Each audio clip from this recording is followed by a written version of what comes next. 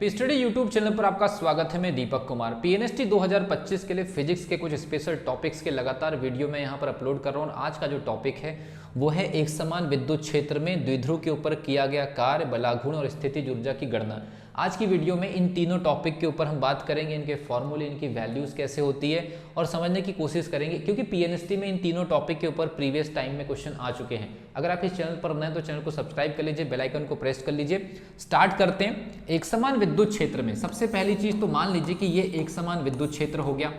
एक समान विद्युत क्षेत्र में अगर मान लीजिए आप किसी द्विध्रुव निकाय को रखते हैं, एक समान विद्युत क्षेत्र में अगर आप किसी द्विध्रुव निकाय को रखते हैं तो द्विध्रुव निकाय के ऊपर एक तो बलाघूर्ण कार्य करेगा, उस द्विध्रुव निकाय के ऊपर जो कार्य होगा उसकी गणना होगी और स्थितिज ऊर्जा की गणना होगी। और ये तीनों टॉपिक के ऊपर जो है पीएनएसटी में क्वेश्चन पूछे जा चुके हैं। तो याद रखिए, जब एक समान विद्युत क्षेत्र में किसी द्विध्रुव निकाय को रखा जाता है तो उसमें बलाघूर्ण उत्पन्न होता है और उसी बलाघूर्ण की वजह से फिर आगे जाकर के कार्य होता है। और बलाघूर्ण के उल्टी डायरेक्शन में जब हम अपनी तरफ से कार्य करते हैं तो उसको हम स्थितिज ऊर्जा कहते हैं। इसको आप बुक्स में भी स्टडी कर सकते हैं। तो इसके बेसिक जो तीन फॉर्मूले हमारे पास में अवेलेबल हैं, वो तीनों फॉर्मूले हम यहाँ पर स्टेप बाय स्टेप जो है समझने वाले हैं और तीनों फॉर्मूले का एक साथ हम एनालिसिस करेंगे। तो सबसे पहला जो टॉपिक है वो है क्या? बलाघूर्ण। पहला जो टॉपिक है वो है क्या? बलाघूर्ण।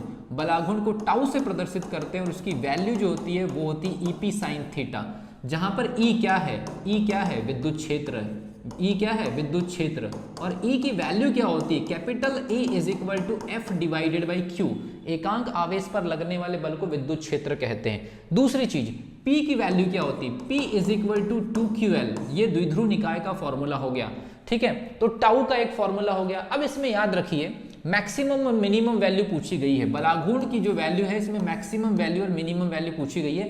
मैं आपको परसेंटेज के आधार पर बता दे रहा हूं। तो यहां पर याद रखिए, अगर मान लीजिए 90 डिग्री पर अगर रखा गया है, एक समान विद्युत क्षेत्र में अगर द्विध्रुव निकाय को 90 डिग्री पर अगर रखा गया है तो कितना हो जाएगा? EP sine 90। तो sine 90 is equal to EP into 1, that is equal to 100%। इसीलिए याद रखिए, विद्युत क्षेत्र के लंबवत डायरेक्शन में अगर मान लीजिए द्विध्रुव निकाय को रखा गया है तो अधिकतम बलाघूर्ण प्राप्त होता है। वैसे आप हर एक एंगल पर इस चीज को फाइंड आउट कर सकते हैं। EP sine 60 that is equal to EP into आपका 0.866, ये हो जाएगा आपका 86.66%। इसके अलावा टाउ 45 यहाँ पर आप रख सकते हैं ईपी इंटू साइन 45। साइन 45 की वैल्यू कितनी होती है आपको पता होगा? 0.707। तो ये हो जाएगा आपका 70.7%। इसके अलावा टाउ 30 डिग्री पर अगर हम द्विध्रुव निकाय को रखेंगे तो sine 30 that is equal to EP into 1/2 that is equal to 50%। तो कई बार याद रखिए, मैक्सिमम जो आघूर्ण मिलता है वो मिलता है 90 डिग्री पर और 50% जो आघूर्ण मिलता है वो मिलता है 30 डिग्री पर। यहाँ पर लॉजिकल क्वेश्चन बन जाते हैं। और 0 डिग्री पर अगर मान लीजिए आघूर्ण को द्विध्रुव निकाय को रखेंगे तो किसी भी प्रकार का बलाघूर्ण प्राप्त नहीं होगा, क्योंकि साइन 0 की value 0 that is equal to 0%। तो आपको ये याद रखना है, इस प्रकार से बलाघूर्ण की वैल्यू होती है। और ये डेटा के अराउंड जो है पीएनएसटी में कई बार जो है क्वेश्चन पूछे जा चुके हैं। अब बात करते हैं दूसरा जो फैक्टर है वो है किया गया कार्य। जब बलाघूर्ण में रोटेशन होगा तो रोटेशन की वजह से जो कार्य होगा, कुल मिलाकर के अगर एक समान विद्युत क्षेत्र में कोई अगर मान लीजिए द्विध्रुव निकाय इस प्रकार से अगर रोटेट होगा, थीटा डिग्री के साथ में अगर रोटेट होगा तो कुछ न कुछ कार्य होगा और उस कार्य का फॉर्मूला होता है W is equal to EP 1 minus cos theta. तो यहाँ पर याद रखिए, जिस एंगल पर हम किसी भी द्विध्रुव निकाय को रखेंगे और द्विध्रुव निकाय को रखने के बाद जिस प्रकार का कार्य प्राप्त होगा वो सारा कैलकुलेशन हम यहाँ पर कर लेते हैं। सबसे पहली चीज 90 डिग्री पर देखिए, अगर लंबवत डायरेक्शन में रखेंगे तो वहां से घूम करके आएगा द्विध्रुव निकाय बिल्कुल समांतर। तो कितना हो जाएगा? 90 डिग्री से रोटेशन अगर होगा तो कितना हो जाएगा? EP 1 minus cos 90। कॉस 90 की value 0, 1 minus 0 that is equal to 1 that is EP. EP into 1 that is equal to 100%। तो जहां पर बलाघूर्ण सबसे ज्यादा प्राप्त होता है वहीं पर सबसे ज्यादा कार्य भी प्राप्त होगा। मतलब वहां से वो रोटेट होकर के 90 डिग्री से 0 डिग्री तक जाएगा तो सबसे अधिक कार्य प्राप्त होगा। अगला चलते हैं कि अगर हमने 60 डिग्री पर रख दिया, ऊपर से 60 डिग्री पर रख दिया तो रोटेट होकर के आएगा, तो कितना परसेंटेज वर्क हमको मिलने वाला है?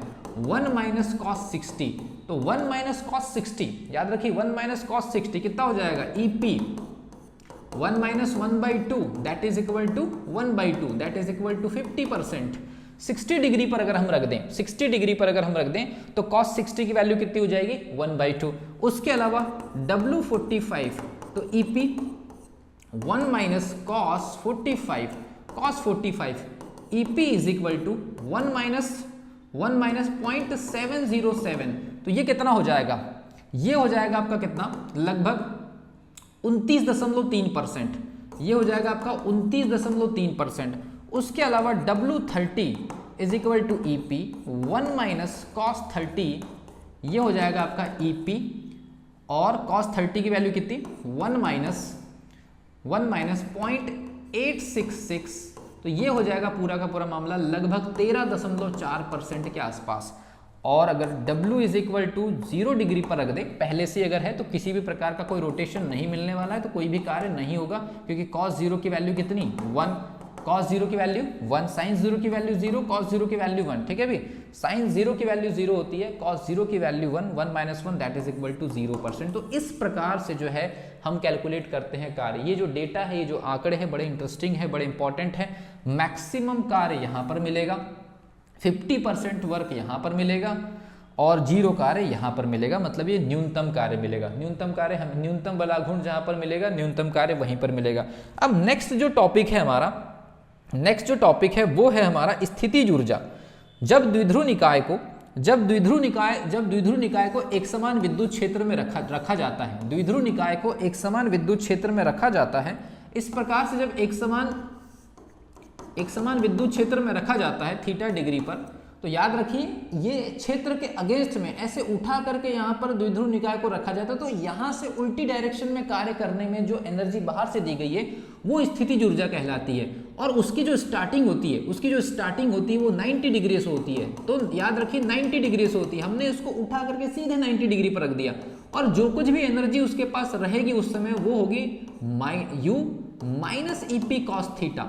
और माइनस क्यों, क्योंकि ये बाहर से दी गई एनर्जी की वजह से उत्पन्न हुई है। ठीक है, तो हमने इस डायरेक्शन से उठा करके सीधे यहां पर रख दिया है, इस वजह से माइनस EP cos थीटा। अब जब वो रिटर्न रोटेट होगी तो जितनी भी एनर्जी उसके पास बचेगी वो माइनस में होगी, तो ऊपर से जितना एंगल वो रोटेट होते हुए आएगी, ऊपर से जितना भी एंगल वो रोटेट होते हुए आएगी उतनी एनर्जी माइनस में बची रहेगी, और पर्टिकुलर स्थिति में उसकी जो एनर्जी बची रहेगी वही उसकी स्थितिज ऊर्जा कहलाएगी। जैसे मान लीजिए कि वो अभी हमने उसको लंबवत डायरेक्शन में रख दिया, अभी वो वहां से घूमी नहीं, तो उसकी इनिशियल पोजीशन अब 0 डिग्री कहलाएगी, कि वहां से 0 डिग्री, वहां से 30 डिग्री, वहां से 45, वहां से 60, वहां से 90। तो सबसे पहले हम देख लेते हैं कि जो इनिशियल पोजीशन है वहां से वो 0 डिग्री रोटेट करी, तो U0 is equal to cos 0, तो cos 0 that is equal to 1, तो cos 0 that is equal to 1 that is equal to minus EP into 100% negative energy है। इसलिए बोला जाता है कि स्थितिज ऊर्जा की जो सबसे न्यूनतम वैल्यू होती है उसकी लंबवत वैल्यू पर होती है, क्योंकि वो निगेटिव है, सबसे न्यूनतम वैल्यू है, क्योंकि ये उधार की एनर्जी है। उसके बाद U30 ऊपर से 30 डिग्री अगर घूम जाए, क्योंकि अब वो एनर्जी रिटर्न करना स्टार्ट करने वाली है, तो cos 30 0.866 मतलब 86.66% माइनस में। देखिए पहले 100% माइनस में एनर्जी थी, जैसे जैसे वो नीचे आ रही है अपनी एनर्जी को रिलीज कर रही है, कम कर रही है, उसको जो हमने स्टार्टिंग में एनर्जी दी थी अब उसको वो रिटर्न कर रही है, अब 86% के आसपास बची है। उसके बाद हम बात करेंगे ऊपर से 45 डिग्री अगर वो घूम जाए तो कितना हो जाएगा, minus EP cos 45 1/√2 that is equal to 0.707, 70.7% energy minus में। अब जैसे जैसे बॉडी नीचे आते जाएगी वो अपनी एनर्जी को रिलीज करते जाएगी और माइनस वाला फैक्टर कम होते चले जाएगा। देख लीजिए आप, U60 ऊपर से 60 डिग्री वो घूम चुकी है, कितना हो जाएगा, minus EP cos 60 1/2 that is equal to 50%। अब 50% एनर्जी माइनस में बची है, ऊपर से 90 डिग्री पूरा घूम गई तो कोई भी एनर्जी नहीं बचेगी, चेक कर लेते हैं। Minus EP cos 90 that is equal to 0%, पूरी की पूरी एनर्जी जो है वो रिटर्न हो चुकी है।